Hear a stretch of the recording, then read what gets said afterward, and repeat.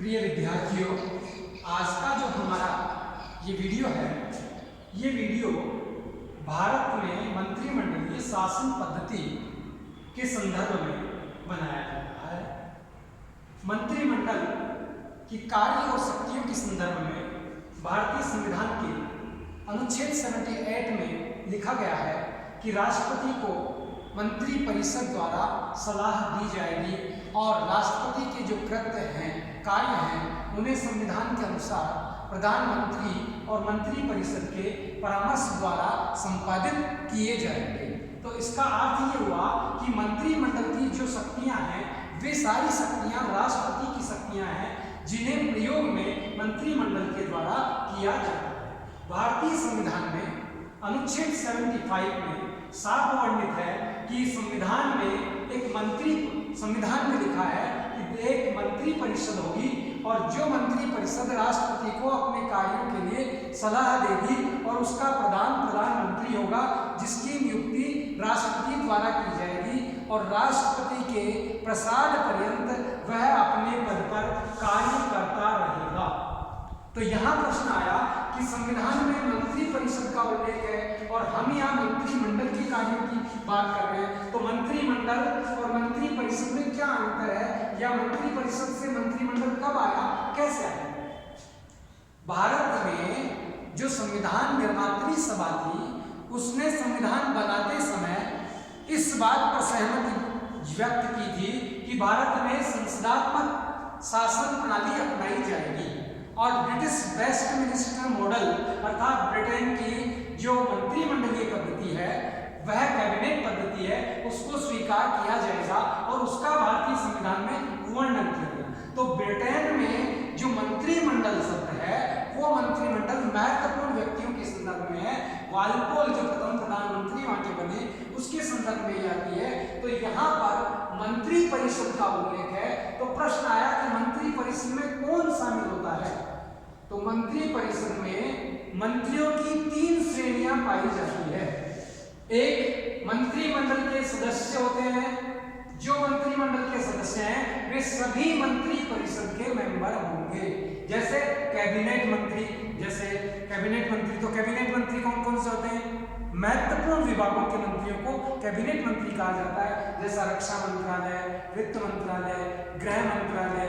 ये जो विभाग है, उदाहरण के लिए, ये मंत्रिमंडल में जो है कैबिनेट मंत्रालय के सदस्य हैं। तो मंत्रिमंडल के सदस्य जितने भी होंगे, वो सारे मंत्री परिषद में होंगे। दूसरे मंत्री कैसे होंगे कैबिनेट के अलावा? राज्य मंत्री होंगे, अर्थात कैबिनेट मंत्री, राज्य मंत्री और उप मंत्री। 3 प्रकार की श्रेणियां, अर्थात स्तर, एक कैबिनेट स्तर, एक राज्य स्तर और एक उप मंत्री का स्तर, 3 प्रकार के दर्जे से इस मंत्री परिषद को श्रेणियों में विभाजित किया गया है। अब यहाँ हम एक बात को करें कि जो मंत्री परिषद है, उसमें और मंत्रिमंडल में अगर हम समझना चाहें तो किसे मंत्री परिषद कहें और किसको मंत्री मंडल कहें? तो मंत्रिमंडल और मंत्री परिषद में क्या अंतर है, एक तो ये पूछा जा सकता है। या ये हो सकता है कि मंत्री परिषद और मंत्रिमंडल किसे कहते हैं, ये भी बात हो सकती है। तो मंत्रिमंडल और मंत्री परिषद क्या है, इसके बारे में अगर बात करें समझने के लिए, तो हम बात करते समय मानेंगे कि जो मंत्रिमंडल है, अभी मैंने आपको बताया था कि मंत्रिमंडल में कैबिनेट स्तर के सारे मंत्री होते हैं। तो कैबिनेट स्तर के मंत्री, इसका मतलब क्या हुआ कि वह मंत्रालय जो देश के लिए अति महत्वपूर्ण मंत्रालय है, वो कैबिनेट स्तर के मंत्रालय कहे जाते हैं, वे कैबिनेट मंत्रालय। तो कैबिनेट मंत्री भी मंत्री परिषद के सदस्य होते हैं। अभी हमने बात की थी कि मंत्रिमंडल के सभी सदस्य मंत्री परिषद में होते हैं, चाहे वो राज्य मंत्री हो, चाहे वो उप मंत्री हो, ये सभी एक ही साथ एक ही परिवार के सदस्य कहलाएंगे। तो यहाँ कहने का अर्थ क्या हुआ, ये मंत्री परिषद है, इसका आकार बृहद है, अर्थात मंत्री परिषद में सभी मंत्री हैं तो इसकी संख्या ज्यादा होगी, बड़ा आकार होगा, इसलिए ये बृहद संस्था है। और जब मंत्रिमंडल की बात करें अपन, तो मंत्रिमंडल में केंद्रीय स्तर के मंत्री होंगे, इसका मतलब उसकी संख्या कम होगी, तो इसकी लघु इकाई है, उसकी वृहद इकाई। मंत्री परिषद जो है उसका आकार छोटा है और मंत्रिमंडल का आकार बड़ा है। मंत्री परिषद में जो है केवल मात्र सभी प्रकार के मंत्री शामिल होंगे और मंत्रिमंडल में केवल और केवल जिसे हम कहते हैं कैबिनेट स्तर के मंत्री ही शामिल होते हैं। तो प्रश्न आया कैबिनेट में, मंत्रिमंडल और मंत्रिपरिषद में, ये अंतर आपको दिखाई दे जाएगा। दूसरी ओर हम देखें तो कैबिनेट मंत्रालय एक प्रकार से मंत्रिपरिषद का हृदय है, एक प्रकार से मंत्रिपरिषद की आत्मा है, एक प्रकार से मंत्रिपरिषद का एक महत्वपूर्ण तत्व जिससे मंत्रिपरिषद संचालित होती है, वो हार्ट जो है वो मंत्रिमंडल है। तो सभी मंत्री शामिल है मंत्रिपरिषद में तो, और यहाँ केवल मात्र वही मंत्री है जो उसका हार्डकोर मंत्री कहते हैं, कैबिनेट मंत्री है। एक प्रकार से हम ये भी कह सकते हैं कि जो मंत्री परिषद है उस मंत्री परिषद की आंतरिक समिति, इंटरनल जो है उसकी आंतरिक समिति मंत्रिमंडल है। परंतु मंत्रिमंडल का विस्तार जिसकी हम बात करते हैं, ये मंत्रिमंडल परंपरागत दृष्टि से धीरे धीरे चलकर ब्रिटेन में परंपरा से मंत्रिपरिषद की और मंत्रिमंडल की बात आती है, और जबकि मंत्रिपरिषद भारतीय संविधान में उल्लेख है, इसलिए मंत्रिपरिषद संवैधानिक प्रावधान है, संविधान के अनुरूप है, और मंत्रिमंडल उस प्रावधान की क्रियान्विति करते समय एक महत्वपूर्ण पोर्टफोलियो जो है वो व्यक्ति उसमें शामिल किए जाते हैं। तो मंत्रिमंडल और मंत्रिपरिषद में अंतर आपको समझ में आ गया होगा।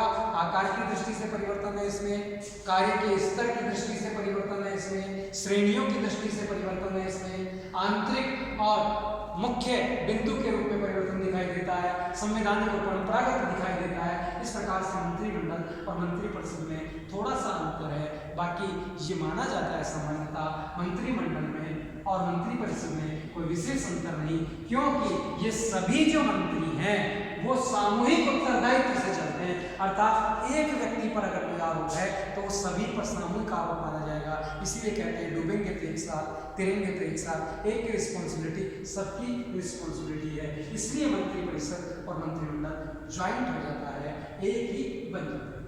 अब हम बात करते हैं मंत्रिमंडल की विशेषता। जो भारत है उसमें मंत्रिमंडलीय शासन प्रणाली जो है ब्रिटेन से हमने बोरो की, ब्रिटेन का हमको अनुभव था और उस मंत्रिमंडल शासन प्रणाली को भारत ने स्वीकार किया। तो जो भारत में मंत्रिमंडल शासन प्रणाली है उसकी विशेषताएं क्या है? विशेषताओं की जब हम बात करते हैं तो हम मानते हैं कि भारत में जो मंत्रिमंडल शासन प्रणाली है उसकी कुछ विशेषताएं हमें दिखाई देती है। जैसे हम इसमें पहली विशेषताओं की चर्चा करें तो विधायिका और कार्यपालिका दोनों में अंतर संबंध है। क्यों है? क्योंकि जो कार्यपालिका है ये, उदाहरण के लिए आप समझे, इसे संसद कहेंगे और इस संसद के दो पार्ट हैं, एक लोकसभा और एक राज्यसभा। और ये जो मंत्री हैं अर्थात मंत्रिमंडल जो है, ये मंत्रिमंडल अधिसंख्यक लोकसभा से बनता है। और ऐसा नहीं है कि केवल लोकसभा से बने, जैसे श्रीमती इंदिरा गांधी लोकसभा से नहीं होकर के राज्यसभा से प्रधानमंत्री थी, मनमोहन सिंह राज्यसभा से प्रधानमंत्री थे। तो किसी भी सदन, इसलिए संसद शब्द का हम प्रयोग करते हैं, संसद के किसी भी सदन का सदस्य होना संविधान के आधार पर आवश्यक है। परंतु यहाँ भी एक बात कह दी गई है कि कोई व्यक्ति अगर किसी भी संसद के सदस्य, किसी भी सदन का सदस्य नहीं है तो भी 6 माह के लिए वह बिना सांसद रहते हुए भी मंत्रिपरिषद या मंत्रिमंडल का सदस्य रह सकता है। भारतीय संविधान के अनुच्छेद 75(5) के द्वारा यह उल्लेख है कि 6 महीने के लिए कोई भी व्यक्ति जिसे राष्ट्रपति चाहता है प्रधानमंत्री तक नियुक्त कर सकता है अगर उसके पास बहुमत है। तो ऐसी स्थिति भी क्रिएट होती है, तो ये भी माना जाता है। तो संसद जो है वो विधायिका है, अर्थात विधि जो बनेगी, कानून जो बनेगा, विधायिका की 2/3 मेजोरिटी के द्वारा बनेगा। विधेयक रखा जाएगा और उसे जब पारित कर दिया जाएगा, राष्ट्रपति के संस्तुत हो जाएंगे तो वो कानून बनेगा। तो विधायिका विधि निर्माण का कार्य करती है। तो एक और संसद विधायिका है और दूसरी ओर कार्यपालिका कार्यों का क्रियान्वयन जो करता है वो कार्यपालिका है। और कार्यपालिका भारत में 2 प्रकार की है, नाम मात्र की और वास्तविक। जैसा मैंने अभी पहले आपको इससे पहले वाले वीडियो में बताया, कार्यपालिका एक नाम मात्र की जिसे हम संवैधानिक प्रदान करते हैं और एक वास्तविक। तो वास्तविक कार्यपालिका जो है प्रधानमंत्री होता है। तो प्रधानमंत्री जो बनता है वो किससे बनता है? जिसका संसद के अर्थात लोकसभा में 2/3 तिहाई बहुमत होता है, जिस दल को बहुमत प्राप्त होता है या अन्य दलों के सहयोग से भी उसे बहुमत की प्राप्ति हो जाती है, वो प्रधान बनता है और उसकी इच्छा से अर्थात प्रधानमंत्री की सलाह से अन्य मंत्रियों की राष्ट्रपति नियुक्ति करता है। ऐसा भारतीय संविधान में प्रावधान पाया जाता है। तो कार्यपालिका क्या है? संसद से निर्मित होती है, अर्थात संसद में से कार्यपालिका बनती है। तो कार्यपालिका और संसद एक दूसरे के प्रति उत्तरदायी है, अर्थात कार्यपालिका संसद के प्रति उत्तरदायी होगी। भारतीय संविधान की ऐसी व्यवस्था है कि संसद के प्रति कार्यपालिका उत्तरदायी होगी। अनुच्छेद 77 और 75(3) के द्वारा भारतीय संविधान कहता है कि कार्यपालिका क्योंकि बनी संसद से, इसलिए संसद के प्रति उत्तरदायी होगी वो।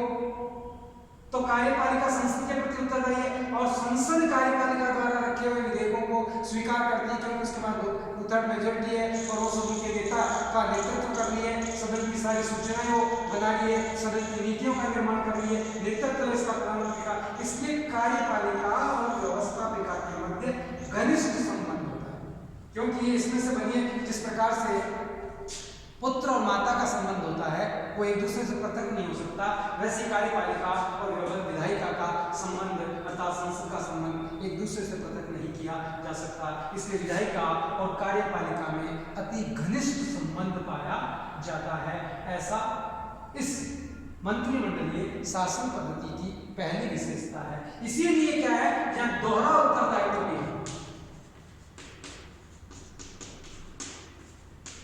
एक और मंत्री परिषद जो है राष्ट्रपति द्वारा बनाई जाती है, इसलिए राष्ट्रपति की जो भी कार्यान्वयन में सलाह देता है और उन्हें क्रियान्वित करता है, तो मंत्री परिषद राष्ट्रपति के प्रति उत्तरदायी है क्योंकि वो उसे बना रहा है। और दूसरी ओर संसद से निर्मित होती है, संसद के सदस्य होते हैं जनता द्वारा निर्वाचित, तो संसद के प्रति तो एक और संसद के प्रति उत्तरदायी है, दूसरा इनका उत्तरदायित्व राष्ट्रपति और संविधान के है। इसलिए दोहरी उत्तरदायित्व की भूमिका कैबिनेट के पास या मंत्रिमंडल के यहाँ दिखाई देती है, मानी जा सकती है। तो विधायिका और कार्यपालिका में एक और अति घनिष्ठ संबंध है और दूसरी ओर सामूहिक उत्तरदायित्व है विधायिका का कि संसद के प्रति वो सामूहिक रूप से उत्तरदायी रहेंगे, परंतु दूसरी ओर मंत्रिमंडल में भी सामूहिक उत्तरदायित्व। देखिए सामूहिक उत्तरदायित्व दो प्रकार का, एक सामूहिक उत्तरदायित्व है मंत्रिमंडल और मंत्री परिषद के रूप में कि किसी भी मंत्री के ऊपर अगर कोई आरोप आता है तो उसके आरोप के साथ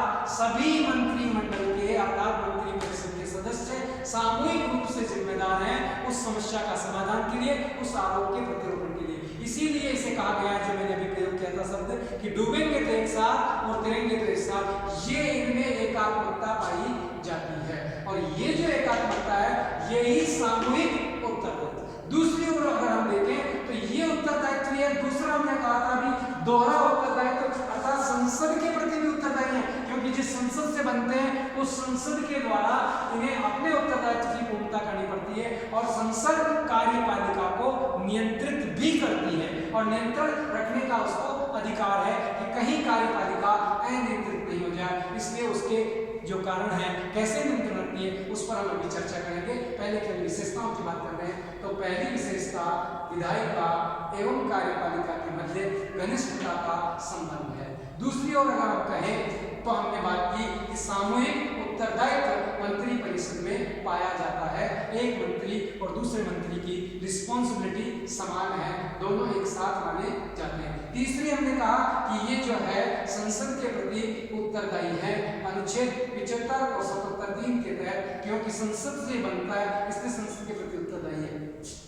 चौथी ओर अगर हम इसकी विशेषताओं की बात करें तो इसकी विशेषता पद और गोपनीयता के सिद्धांत पर निर्भर करती है, जो भारतीय संविधान का अनुच्छेद 75 कहता है पद एवं गोपनीयता की शपथ दिलाई जाती है राष्ट्रपति के द्वारा कि मैं फला व्यक्ति इस पद के अनुरूप संविधान के नियमान और विधि के अनुसार पालना करूंगा और गोपनीयता की शपथ रखूंगा, इस गोपनीयता को भंग नहीं करूंगा। तो गोपनीयता की शपथ क्यों है? इसलिए है गोपनीयता की सामूहिक उत्तरदायित्व है, तो वहां उन्हीं को पता होना चाहिए। अन्य जगह अगर बात फूट जाती है, मंत्रणा फूट जाती है समय से पूर्व या अन्य से, तो उसके कॉन्सिक्वेंसेस अलग हो सकते हैं। इसलिए गोपनीयता का सिद्धांत स्वीकार किया गया है। जो भी आपने मंत्रिमंडल के लिए अंदर बैठकर के चर्चा की है वो मंत्रिमंडल तक ही सीमित होगी, बाहर जाकर उस पर कोई चर्चा नहीं की जाएगी। जब तक उसे विधेयक बना के संसद में रखा जाए, जब तक कि अन्य कोई स्थिति सामूहिक रूप से कोई घोषणा अधिकृत नहीं की जाए, उससे पहले आप अपनी बात जो परिषद में डिस्कशन करते हैं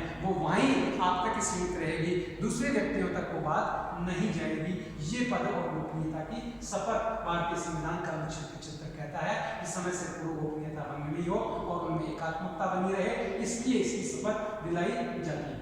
इसी के साथ जो महत्वपूर्ण बात है जिससे हम अभी भी कर रहे हैं, प्रधानमंत्री का नेतृत्व, मंत्रिमंडल का जो सर्वे सर्वा है, अर्थात मंत्रिमंडल की आयु प्रधानमंत्री पर निर्भर करती है। किसी भी मंत्री को उसमें पद देना और उस मंत्री को हटाना ये प्रधानमंत्री पर निर्भर करता है। उसकी इच्छा, उसके राजनीतिक व्यक्तित्व और उन चीजों पर निर्भर करेगा जो उसके कार्य को प्रतिद्वंदी के रूप में लेकर के सहयोगी के रूप में कार्य करता है। क्योंकि प्रधानमंत्री की सलाह पर मंत्रिमंडल बनता है और प्रधानमंत्री की राष्ट्रपति नियुक्ति करता है और मंत्रिमंडल के सदस्यों को राष्ट्रपति परामर्श से बनाता है। इसलिए यहाँ प्रधानमंत्री का नेतृत्व जो है वो राष्ट्रीय नेतृत्व के रूप में उभर कर आ जाता है और वही एक प्रकार से पूरे देश का नेता बन जाता है। जिस प्रकार से अभी वर्तमान में मोदी सरकार है और प्रधानमंत्री नरेंद्र मोदी है, वो जो भी कहते हैं वो सरकार की नीतियां होती है, वो जो कहते हैं वो कैबिनेट का डिसीजन होता है, वो जो कहते हैं वो एक राष्ट्रीय नीति निर्धारण का कार्य होता है। इस प्रकार से प्रधानमंत्री का जो नेतृत्व है एक प्रकार से वास्तविक शक्ति का पर निर्भर करता है। क्योंकि हमने पहले ही कहा था कि भारत में जो कार्यपालिका है, भारत में जो मंत्रिमंडल है वो मंत्रिमंडल अनुत्तरदायी है। कैसे? वो अनुत्तरदायी राज्याध्यक्ष है। जो राष्ट्रपति है उसको राज्याध्यक्ष कहा जाता है और ये जो राज्याध्यक्ष है ये मात्र संवैधानिक प्रधान है, ये कुछ नहीं करता। इसके सारे कार्य, सारी शक्तियों का प्रयोग व्यवहारिक रूप में प्रधानमंत्री और मंत्रिमंडल द्वारा किया जाता है। तो प्रधानमंत्री और उसका मंत्रिमंडल ये दोनों मिलकर राष्ट्र की नीति और संविधान के द्वारा राष्ट्रपति की शक्तियों का संचालन व्यवहारिक रूप में करते हैं। इसलिए राज्याध्यक्ष केवल संवैधानिक प्रधान है, संविधान का प्रतीक है, उसका शक्तियों का प्रयोग प्रधानमंत्री और मंत्रिमंडल करता है। इसलिए वास्तविक रूप से देखा जाए तो शासन प्रधानमंत्री द्वारा अपने मंत्रिमंडल के माध्यम से किया जाता है और प्रधानमंत्री मंत्रिमंडल की बैठकों की अध्यक्षता करता है। इसलिए प्रधानमंत्री मंत्रिमंडल का सर्वे सर्वा भी है, मंत्रिमंडल को भंग भी कर सकता है, दूसरा मंत्रिमंडल बना सकता है। इसी के साथ मंत्रियों को उसके कार्यों का बंटवारा कर सकता है, मंत्रियों को उनके कार्यों की सूचना दे सकता है। इसलिए प्रधानमंत्री मंत्रिमंडल में प्रधान की भूमिका, जैसा नाम ही प्रधान है, प्रधान की भूमिका रखता है। इसी का नेतृत्व प्रधानमंत्री का नेतृत्व कहलाता है और इसी नेतृत्व के आधार पर पूरे देश की नीतियों का मंत्रिमंडल के माध्यम से कार्य संपन्न किया जाता है। एक और इसकी जो विशेषता अगर हम बात करें तो इस विशेषता के बारे में कहा तो गया है कि राजनीतिक एक रूपता, सजातीयता, अर्थात एक ही दल के सदस्यों को मंत्रिमंडल में शामिल किया जाए जिससे दलीय जो बाधाएं हैं, एक रूपता है जो बनी रह सके। परंतु 1967 के बाद देश की राजनीति में ऐसा परिवर्तन आया, जैसा कि मैंने आपसे कहा था कि 11वीं लोकसभा में तो 3 प्रधानमंत्री बदले और तीनों के पास बहुमत नहीं। ये और देखिए, तो बहुमत नहीं है तो दूसरे दल से आपको सहयोग लेना पड़ेगा, अर्थात दूसरे दल द्वारा आपके सिद्धांतों को, आपकी नीतियों को एक सामूहिक कैनवास पर एक सामूहिक नीति बनाई जाएगी जिन नीतियों के बारे में कंसेंसस होगा कि इन नीतियों के बारे में हम सहमत हैं, तो वो नीतिगत एक रूपता हो जाती है। इसलिए राजनीतिक एक रूपता का भी विशेषता जो है मंत्रिमंडल में पाई जाती है विशेषता। परंतु सजातीयता का जो है 1967 के बाद मैंने आपसे कहा कि अटल बिहारी वाजपेयी 21 दलों की सरकार से चलते हैं, एनडीए की सरकार जो बनती है। इसी प्रकार से इसके बाद अगर हम बात करें तो जो दूसरे प्रधानमंत्री बनते हैं वो भी दूसरे दलों की सरकार सहयोग से चलते हैं। इस प्रकार से हम कह सकते हैं कि भारत में साझा सरकारों का जब से दौर आया तब से राजनीतिक एक रूपता वाली विशेषता जो है वो मंत्रिमंडल की भारतीय संदर्भ में अगर हम कहें तो तत्कालीन परिस्थितियों के अनुसार उसमें परिवर्तन देखा जा सकता है। केवल मात्र नीति, नियम, योजना, कार्य, इसके संदर्भ में एक प्रारूप बना लिया जाता है कि इन बातों पर हम वैधानिक रूप से या नीतिगत रूप से समर्थन करते हैं, एक रूप है स्वीकार करते हैं। इसके अतिरिक्त जो बातें होगी उन पर चाहे हमारा विरोध हो, पर इन बातों पर हमारा कोई विरोध नहीं हुआ। तो राजनीतिक एक रूपता दिखाई तो देती है और एक रूपता के बारे में एक डिसीजन भी कर लिया जाता है, कॉमन प्रोग्राम बना लिया जाता है, परंतु राजनीतिक समरूपता की जो विशेषता है 1967 के बाद साझा सरकारों के बाद देश में ये विशेषता कहने के लिए विशेषता रह गई है। व्यवहारिक रूप में अगर हम देखें तो विभिन्न दलों के सहयोग, दबाव और अन्य से उस प्रकार का कार्य किया जाता है। तो भारतीय संविधान में मंत्रिमंडल क्या है, मंत्री परिषद क्या है, मंत्रिमंडल जो है उसमें और मंत्री परिषद में क्या अंतर है, मंत्रिमंडल की कौन सी विशेषताएं हैं, ये सारी चर्चा हमने इस वीडियो के माध्यम से की है। और इसी वीडियो में अगर हम थोड़ा सा और बढ़ाना चाहें, थोड़ी बात और करना चाहें, तो हम कहेंगे कि जो लोकसभा है, जिसे हम विधायिका कहते हैं, जिसे हम संसद कहते हैं, वो जो संसद है, वो संसद इस कार्यपालिका पर अर्थात मंत्रिमंडल पर नियंत्रण रखने का कार्य करती है। और वो नियंत्रण के माध्यम क्या है, अर्थात मंत्री के पास जब सारी सत्ता होगी, सब नेतृत्व उसके पास होगा, तो कहीं वो अहंकारी ना हो जाए, कहीं वो नीतियों के विरुद्ध, संविधान के विरुद्ध कार्य न कर दे। तो ऐसी स्थिति से बचने के लिए विधायक, जो विधायिका के सदस्य हैं अर्थात संसद के सदस्य हैं, वो मंत्री परिषद पर नियंत्रण रखते हैं। प्रश्न पूछकर मंत्रिमंडल पर नियंत्रण रखा जाता है।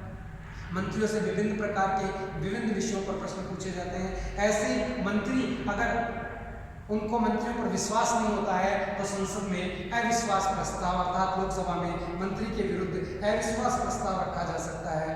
मंत्रियों के द्वारा प्रस्तुत किए गए जो विधेयक हैं, उन विधेयकों की स्वीकृति संसद के द्वारा, विधायिका के द्वारा दी जाती है, तो वो उन विधेयकों को अस्वीकृत भी कर सकते हैं। इस प्रकार से भी वो नियंत्रण रखते हैं। मंत्रियों द्वारा जो मांगे रखी जाती है, जो प्रस्ताव रखे जाते हैं, उन प्रस्तावों की स्वीकृति और अस्वीकृति दोनों का कार्य संसद के पास है, लोकसभा के पास है। तो मंत्रिमंडल द्वारा जो प्रस्तुत मांगे हैं उन्हें वो अस्वीकार करके भी मंत्रिमंडल पर नियंत्रण रख सकता है। और मंत्रियों के जो वेतन है उसमें कटौती का प्रस्ताव तक लाया जा सकता है जब देश में आपातकाल लागू हो, देश में वित्तीय आपातकाल हो या अन्य स्थितियां भी हो। तो जिस प्रकार से मंत्रियों का वेतन बढ़ाने का संसद को अधिकार है, उसी प्रकार से वेतन में कटौती करने का भी अधिकार उनके पास है। इसके अलावा नियंत्रण करने के लिए मंत्री परिषद मंत्रियों के प्रति निंदा प्रस्ताव भी रख सकती है, जिसे निंदा प्रस्ताव या भर्त्सना प्रस्ताव भी कहा जा सकता है। अर्थात मंत्रियों के विरुद्ध निंदा प्रस्ताव है,